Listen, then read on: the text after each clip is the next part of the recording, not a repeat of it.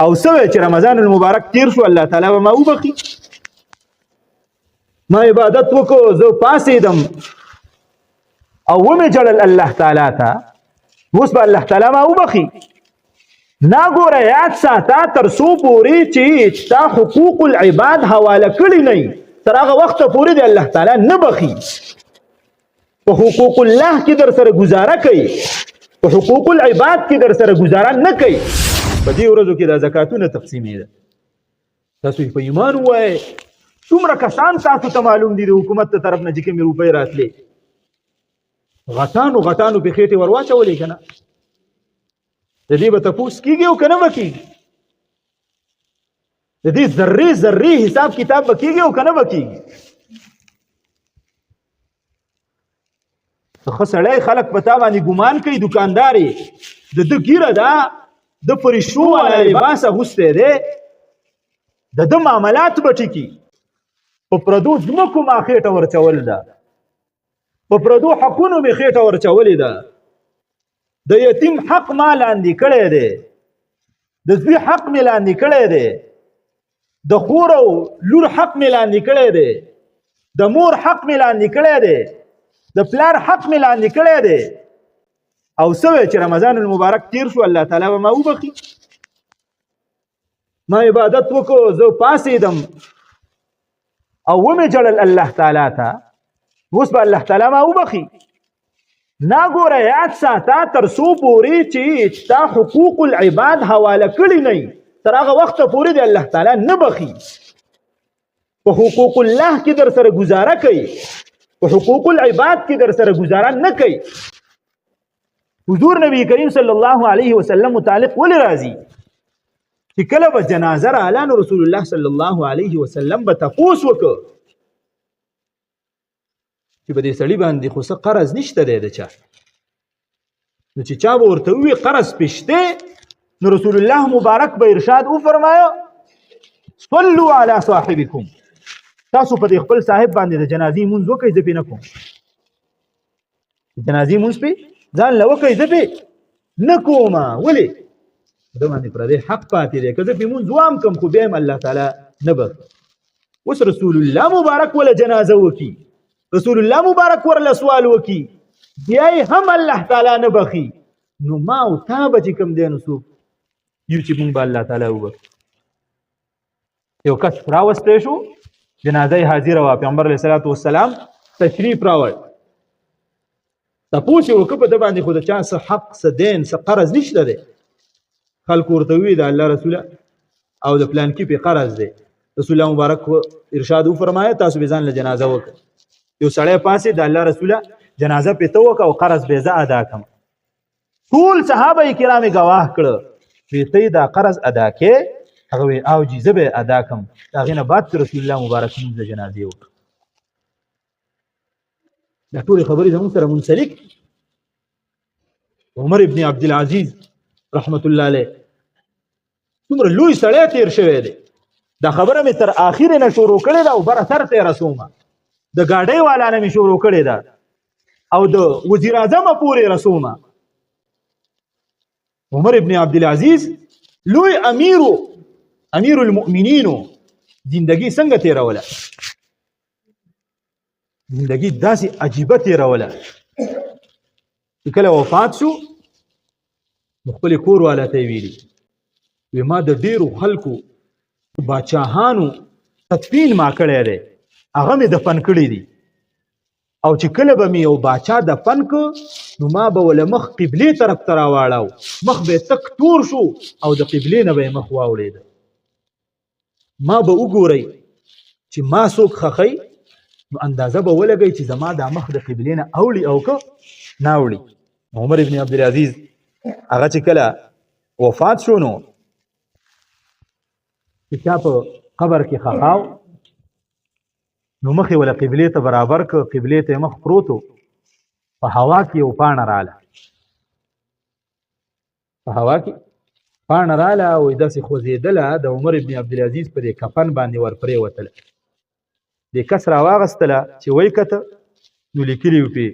چې د الله تعالی د طرف نه خلاصې دی د عمر ابن عبدالعزیز دپاره د اور نه ته ورته ولې وې اوس ګوره د دې شاته خو به څه وکنه د دې شاته دا خبرې وي یوه خبره دې ذکر کوم د دې شاته دا خبره وه چې دقسې د اختر ورځې وي عمر ابن عبدالعزیز کور ته راغی نو کور والی ورته ووي ته امیر المؤمنین د دې بچو دې څه نشته دی چې په اختر کې واچوي پیزارې نشته دی کپړې نشته دی زړې دي شلیدلې دي ته مهرباني وکړه د بیت المال نه د دیو دپاره څه راواخله چې دیو له پې مونږ کپړې واخلو عمر ابن عبدالعزیز ورته وایي نه په دې دنیا کې به صرف زما دا بچي چې دیو به بې کپړو بې پیزارۍ دې چې خو به نور څوک هم یې که نه که زه چېرته د بیت المال له روپۍ رااخلمه نو دا خو ما د ډېرو خلکو حق راواغسته سبا به راته الله تعالی د دې حساب کتاب کوي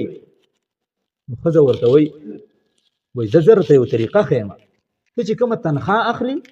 په دې میاشت کې خو هغه تنخوا ختمه شوې ده ته خپله تنخوا اډوانس راواخله پیشګي راواخله او دې بچو له پیسه وکړه چې د اختر په خوشحالۍ باندې تیر کړي عمر ابن عبدالعزیز لاړ د بیت المال مشر ته یې ووي ماله زما د راروانې میاشتې تنخوا اډوانس راکړه زه به خپلو بچو له څه سودا د اختر د خوشحالۍ دپاره اخلم هغه ورته ووي ټیک ته امیر المؤمنین در به کم خو د یو څیز ګرنټي به راله راکې چې آینده میاشت کې به ته ژوندی که نه به یې ژوندی آینده میاشت کې به ته ژوندی که نه به یې ژوندی عمر ابن عبدالعزیز ورته وایي ته د یوې میاشتې ګرنټي غواړي زه خو تاله د یو سیکنډ د خپل ژوند ګرنټي نشم درکولی د هغه ځای نه دقسې راواپس په درې براعظمو باندې هغه مشري کوي دومره لوی سړی دی د اختر په ورځ باندې د هغه بچي بې پیزاره او په شلیدلو کپړو کې ګرځي هغه کار یې ونه کړ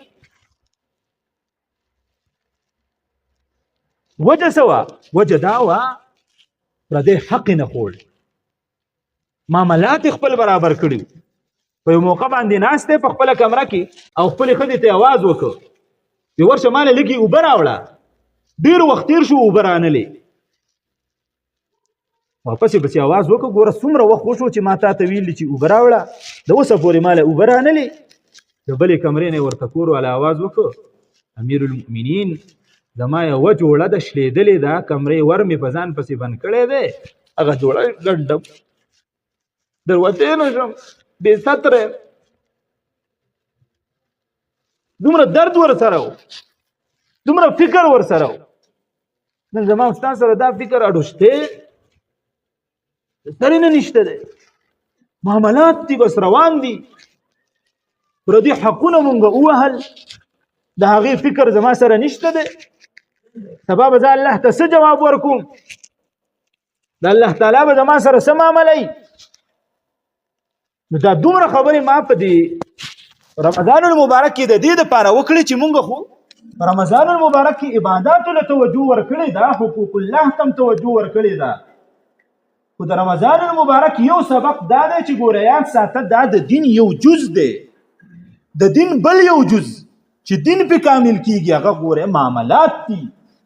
هغه حقوق العباد دي دا هغې به خیال ساتي زبرګي خو هر څوک کولی شي که زبرګي دی چې تسبیح راواخله والله الله لا اله الا الله خو یوازې ګورې زبرګي دا نه ده دا خو هر څوک کولی شي دا خو دنیا ده په دې کې خو شل قسمه خبرې ستا سره وابسته دي دین خو یو جامع مفهوم لري دین خو یوازې ستا د انفرادي زندګۍ نوم نه دی دا دین ستا د اجتماعیت سره تعلق ساتي ستا معاشرې سره تعلق ساتي ته به په کور کې اوسېږي هلته به افرادي ته به په کلي کې اوسېږي هلته به افرادي ته به یو کاروبار کې ستا د لاندې تحت به څوک کار کوي مزدوران به نو د دې ټولو دپاره دین دی صرف دین ستا د ذات دپاره خو نه دی که نه چې ته د شپې پاسې او تهجد کې نه بلکې د دین مفهوم ډېر وسیع دی دا ټول څیزونه به ته په ځان کې راولې هله به تا ته کامل مسلمان ویلی کېږي پیغمبر علیه السلام دین صرف د یو څیز نوم نه دی ایښودی. قرآن کې الله سبحانه وتعالی ولې ارشاد فرمایي تاسو په دین کې داخل شئ او پوره داخل شئ. د دې پوره داخلېدو مقصد څه دی؟ مقصد دا دی چې یو طرف مه رانیسه، بلکې د دین چې څومره کارونه دي ستا د ژوند سره چې څومره شعبې منسلک دي په هغې ټولو کې دین راوله، هله به دیندار شي. نن مونږ عزم کوو، دا د رمضان المبارک آخري جمعه ده، جمعة الوداع ورته ویلی کېږي. د دې مجلس نه مونږ پاسو، په مونږ باندې کوم حقوق دي د خلکو چې کوم د بندیانو حقوق دي هغه به مونږ ادا کوو. سبا د قیامت په ورځ هسې نه دغه سړی راپاسي، دغه زنانه راپاسي او زما مرۍ ته لاس اچوي، زه ولې د خپل ماشوم دپاره د خپل بچي دپاره سبا به زه کړېږم او ما به د خپل بچي دپاره پردی حق وهلی، هغه به پرې مزې او چرچې کوي.